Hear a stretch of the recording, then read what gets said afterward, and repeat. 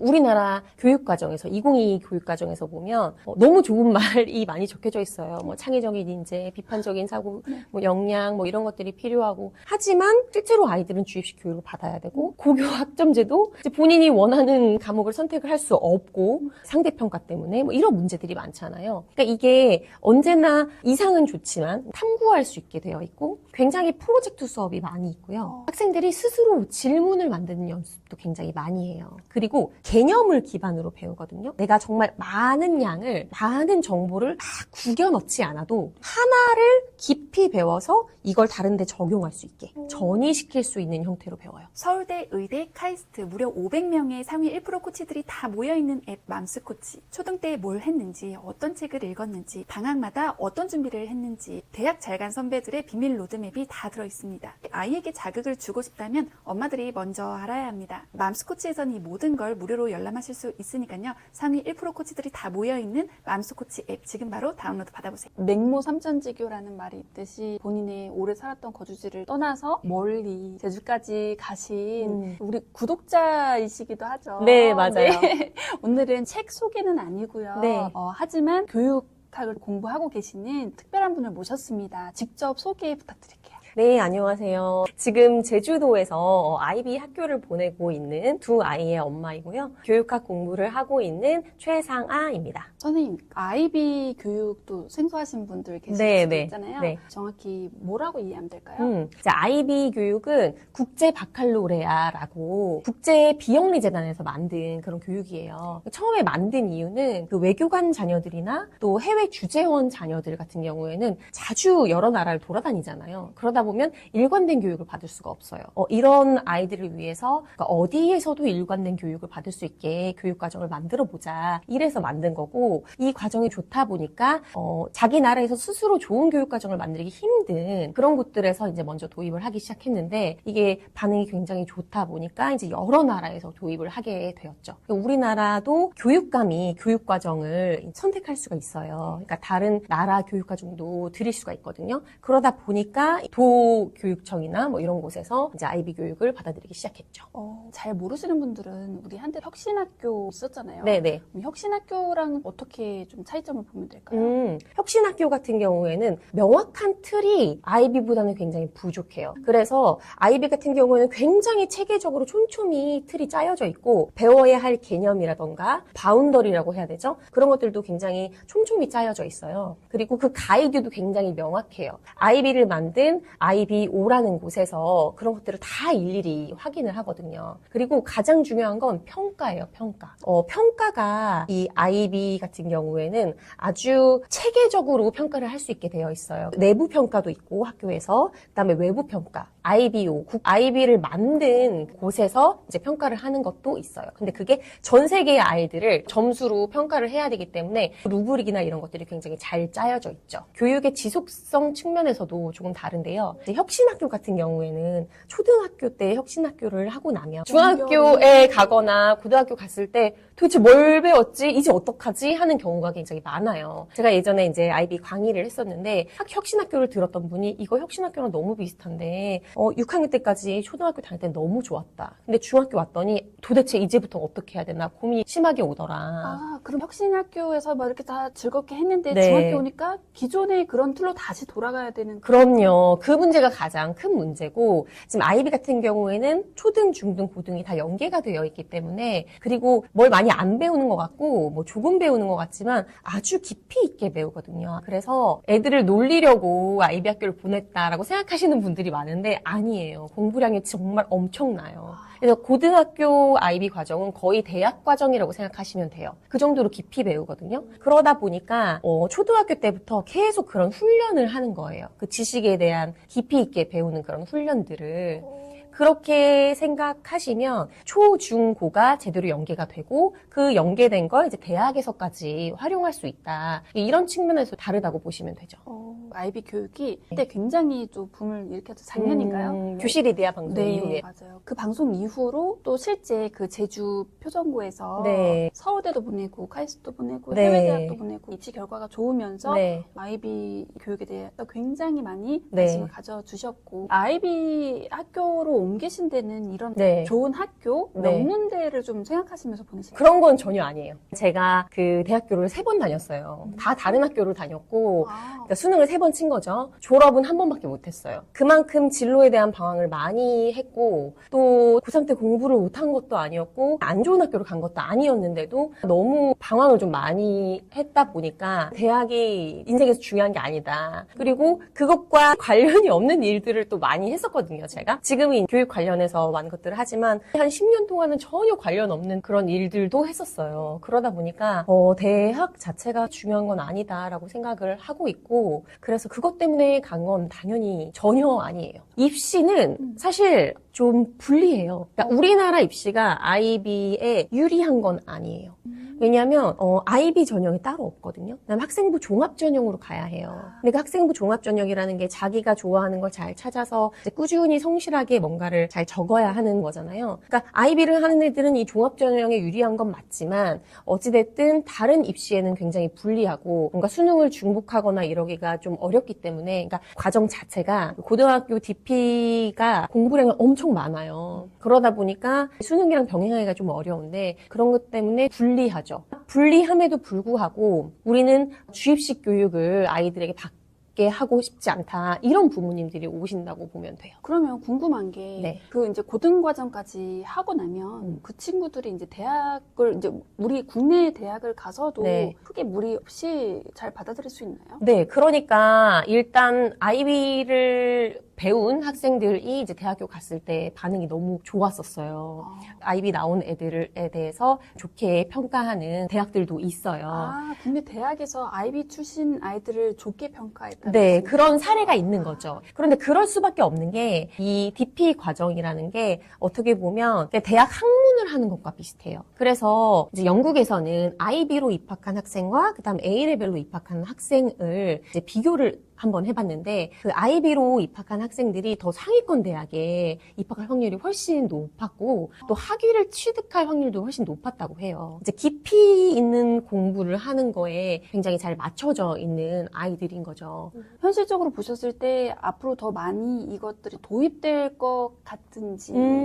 IB 교육이 뭐 전국적으로 확산된다 이런 개념은 아니라고 보시면 될 것 같아요. 공교육의 균열 내기로 도입됐다라고 보는 시각들도 있어요. 우리나라 공교육이 너무 이제 객관식이고 경쟁이고 막 주입식이고 하잖아요. 이거 도저히 모두가 문제를 알고 있는데 도저히 바뀌지 않을 것 같은 굉장히 공고한 공교육 체제인 거잖아요. 근데 여기에 살짝의 균열을 내주는 정도의 역할이다. 그런데 그 균열이 전국 곳곳에서 조금씩 퍼지다 보면 나중에 이게 쫙 갈라질 수 있다. 그래서 그런 역할을 하는 하나의 교육적 대안이라고 보시면 되고, 이제 사람들이 이런 교육도 이루어질 수 있구나라는 것들을 알게 되면 조금 더 우리나라 교육이 나은 방향으로 가겠죠. 일단 그 우리나라 교육 과정에서 2022 교육 과정에서 보면 너무 좋은 말이 많이 적혀져 있어요. 뭐 창의적인 인재, 비판적인 사고, 뭐 역량, 뭐 이런 것들이 필요하고, 하지만 그렇게 좋게 적혀져 있지만 실제로는 그렇지 않잖아요. 실제로 아이들은 주입식 교육을 받아야 되고 고교 학점제도 이제 본인이 원하는 과목을 선택을 할 수 없고 상대평가 때문에 뭐 이런 문제들이 많잖아요. 그러니까 이게 언제나 이상은 좋지만, 그러니까 목표나 인간상 이런 것들은 굉장히 좋지만 그게 현실적으로 적용이 되지 않는 상황에서 다른 대안 교육도 있다라는 것들을 뭔가 알려주는, 사람들에게 인지시켜주는 그런 역할이다. 하지만 미래 교육 방향은 계속 이런 것과 비슷한 형태로 가고 있다라고 보시면 될 것 같아요. 경기도에서도 네. 굉장히 많은 학교가 점점 더 네, 도입을 맞습니다. 하고 있죠. 네. 학교 아이들이 많지 않은 그런 데에 지정을 하다가 연수도 계속하고 하면서 점차 이제는 도심 지역이나 이런 데들이 점점 늘어나고 있고,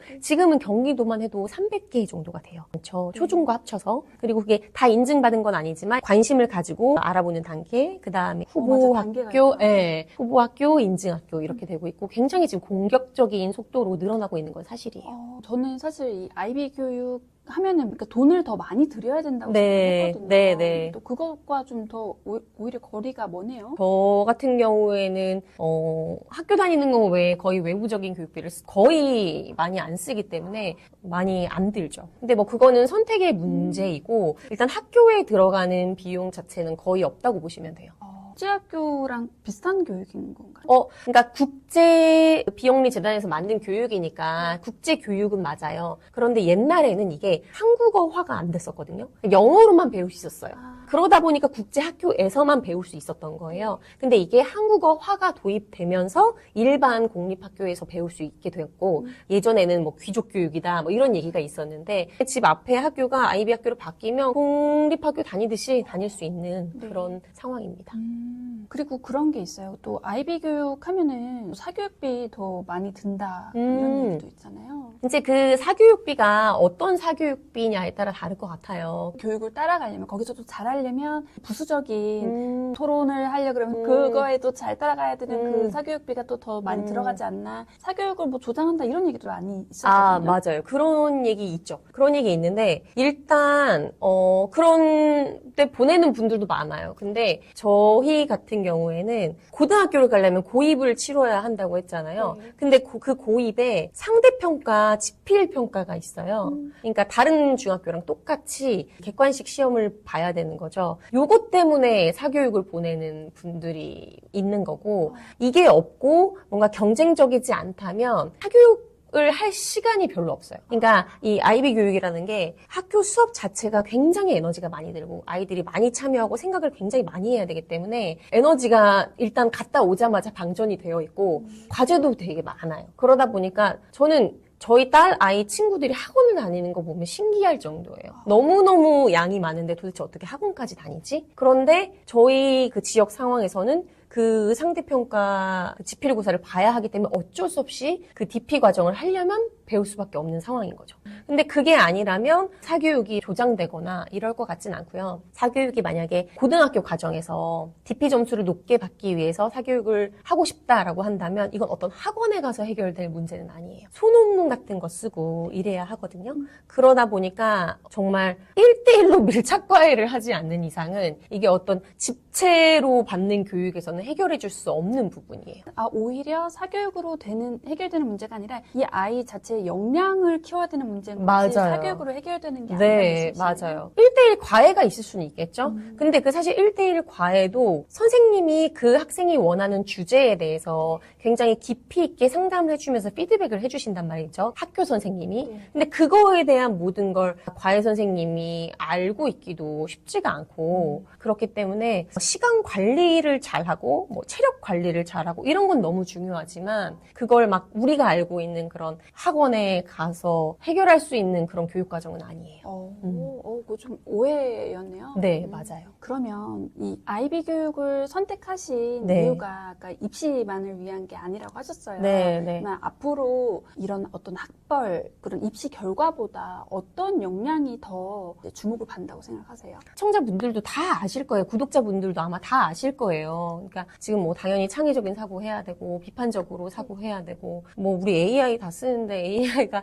하는 말이 다 맞는지 판단할 수 있어야 되고 그다음에 사람들하고 협업할 수 있어야 되고 이런 것들 다 너무 중요하잖아요. 근데 그게 우리나라 교육 과정에서도 목표로 나와 있고 또 IB에서도 학습자상으로 나와 있어요. 이런 학습자상을 위해서 우리가 이런 교육을 한다. 이렇게. 그러니까 지금 모두가 그런 것들을 원하고 이제 가야 되겠다라는 건 알고 있어요. 그렇죠? 그런데 이제 그거를 실현해 줄 수 있냐 없냐의 문제 같거든요. 우리나라 교육 과정은 지금 그걸 실현할 수 없는 형태로 계속 지속되고 있다. 그런데 IB 같은 경우에는 그 목표를 실행하기 위해서 그 하나하나의 수업 과정이 다 그렇게 이루어져 있다. 학생들이 스스로 탐구할 수 있게 되어 있고 굉장히 프로젝트 수업이 많이 있고요. 학생들이 스스로 질문을 만드는 연습도 굉장히 많이 해요. 그리고 개념을 기반으로 배우거든요. 그러다 보니까 그 개념 하나를 배우고 이걸 다른 데 전이시킬 수 있는 형태로 배워요. 내가 정말 많은 양을, 많은 정보를 다 구겨 넣지 않아도 하나를 깊이 배워서 이걸 다른 데 적용할 수 있게 전이시킬 수 있는 형태로 배워요. 그걸 굉장히 체계화 현실화 해놨거든요.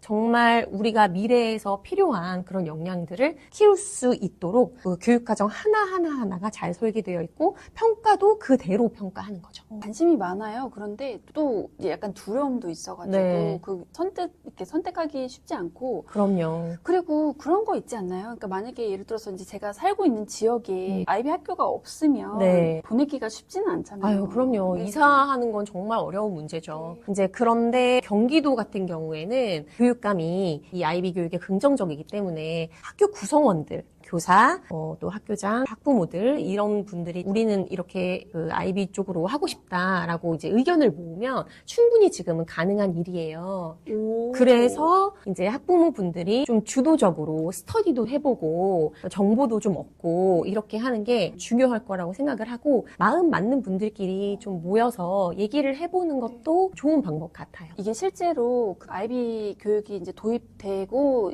확산되려고 할 때 네. 긍정적이신 선생님도 많이 계셨지만 네. 부정적인 분들도 계셨잖아요. 훨씬 많죠. 그러니까 왜냐면 일단 업무량이 과도해요. 선생님들이 너무 힘드시고 지금도 힘드신데. 저희가 옆에서 보는 게 너무 안타까울 정도로 그래서 젊은 분들이 많은 편이에요. 근데 사실 체력 자체도 굉장히 힘들 것 같아요. 이게 왜 그러냐면 수업 구성 자체를 이제 또 어느 정도 스스로 하셔야 하고 학년별 회의도 많이 있고요. 그 다음에 학년 간 회의들도 많으셔요. 그래서 뭔가 연계해서 그러니까 저희 초등학교 같은 경우에는 6학년 아이들이 무언가를 배웠다면 그 배운 걸 다른 반에 가서 가르쳐주는 이런 형태도 굉장히 많이 하거든요. 그러다 보니까 이런 회의들이 정말 많고 또 평가도 이제 저희 중학교 평가를 보면 이 평가가 정말 수시로 이루어져요. 과정 중심으로 평가를 하기 때문에 딱 그냥 뭐 하나 해가지고 그걸로 무조건 점수를 내는 게 아니라 계속 학생들의 실력이 이제 늘 수 있도록 평가를 하기 때문에 이게 피드백을 잘 주셔야 되거든요. 많은 학생들 피드백을 다 일일이 주는 게 얼마나 힘드시겠어요. 그래서 이런 것들이 교사분들이 아주 힘드실 거다. 그래서 반대하시는 분들도 이해를 못하는 바는 아니다. 아이비 교육 자체는 좋지만 그것을 우리나라에 적용하는 데 있어서 교사의 과도한 업무 부담, 거기에 대한 인센티브가 없는 부분, 그리고 교육감이 축표로 인해서 교체됨으로 인해서 뭔가 일관성이 부족해지는 부분, 뭐 이런 문제들이 있죠. 또 고등학교 입시가 과열되는 그런 부분, 고등학교 수 부족으로 인해서 이런 것들이 있어요. 또 이렇게 현실적인 문제들이 있음에도 불구하고 네. 계속 보내고 계시잖아요. 네, 네. 그리고 또 이렇게 추천을 하시는데 그런 추천하시는 이유가 있을까요? 지금의 수능을 준비하는 그런 공교육이 문제가 있다라는 거는 모두가 공감하고 있잖아요. 그렇죠. 네, 저는 단 한 명도 이 문제에 공감하지 않는 사람은 없다고 생각하거든요. 그래서 이게 뭔가 바뀌어야 한다라고는 생각을 하고 있는데 어떻게 바뀌어야 할지 모르고 또 뭔가 피해를 볼 수도 도전하기가 어려운 그런 상황이라고 생각을 하거든요. 그런데 제가 생각했을 때는 이게 뭔가 대학 입시에 피해를 본다고 하더라도 제가 아까 대학을 3번 다녀본 입장에서 대학 자체가 그렇게 중요하지 않고 그러니까 인생을 길게 살아보면 그렇게 중요하지 않고 그리고 그 교육 과정을 아이가 초등학교 때부터 고등학교 때까지 한 그 12년의 과정을 어떻게 겪었느냐에 따라서 아이의 인생이 바뀔 거라고 생각을 하거든요. 그러다 보니까 이제 지금 교육 과정은 남이 정해놓은 답을 계속 주입해서 그게 맞는지 안 맞는지 이제 객관식으로 체크를 해야 되는 그런 걸 12년 받다 보면 무슨 비판적인 사고를 하겠어요. 그죠? 어떤 창의적인 생각을 하겠어요. 그래서 그렇게 학창 시절을 보내는 건 너무 아깝다라는 생각에서 이제 저희 아이들은 아이비 교육을 선택을 했고 그렇게 생각하고 오신 분들도 꽤 많이 있습니다. 아이비 교육, 귀족 교육이다. 그리고 네. 정말 돈 있는 사람들만 받는 교육이다. 이런 이야기도 많이 있잖아요. 네. 어떻게 보세요? 그러니까 그거는 영어로 배울 수밖에 없었을 때의 문제인 거죠. 그런데 영어가 기본적인 언어인 미국에서는 이제 공립학교에 아이비를 도입을 했을 때 저소득층 자녀한테서 훨씬 큰 효과가 났거든요. 그러니까 대학 진학률도 훨씬 더 높아졌어요. 그러니까 이게 뭔가 집에서 서포트를 해줄 수 없음에도 불구하고 훨씬 더 좋은 효과가 났다는 거죠. 교육적인 효과가. 그래서 이게 우리가 영어를 쓰지 않는 나라라서 귀족 교육이라고 생각을 했던 거지, 지금 한국어화가 도입된 상황에서는 저소득층 아이들에게 더 좋은 효과를 내는 그런 교육이다라고 보시면 돼요. 한국어를 도입하고 난 후에 공립학교에서 이 IB 교육을 배웠을 때는 저소득층한테는 훨씬 더 큰 효과를 나타낼 수 있는 그런 교육이다라고 보시면 되는 거죠. 네. 아이비 교육에 대한 오해가 굉장히 많았던 것 같아요. 네. 그래서 그 장점과 단점을 다 말씀을 해주셔서 선택하시는 데 있어서 좀 더 합리적으로 선택하실 수 있는 시간이 됐다고 생각을 했거든요. 네. 많은 사람들이 선택하지 않는 걸 선택하는 건 굉장히 어려운 일이죠. 그런데 지역을 옮기면서까지 그렇게 해야 되는 건 정말 쉽지 않은 문제라고 봐요. 그래서 여러분들이 이제 IB 교육이라는 걸 알게 되셨다면 많이 고민해 보시고 또 주변 분들하고 소통해 보시고 그러면서 장점, 단점 같은 것들을 이제 파악해서 잘 선택하시면 좋을 것 같고요. 그리고 제가 아까 말씀드렸던 것처럼 이제 IB 교육이 공교육에 균열을 내고 있습니다. 이게 조금 시간은 걸리겠지만 교육이 점점 바뀔 거라고 저는 생각을 하거든요. 그래서 꼭 IB 교육이 아니더라도 좀 우리가 희망을 가지고 예전처럼 계속 애들한테 그런 무의미한 주입식 교육을 시킬 수는 없잖아요. 그래서 자기가 있는 자리에서 작은 실천 같은 걸 해보시면 좋을 것 같습니다. 네, 오늘 먼 걸음 해주셔서 또 귀한 말씀 나눠주셔서 정말 감사드립니다. 네.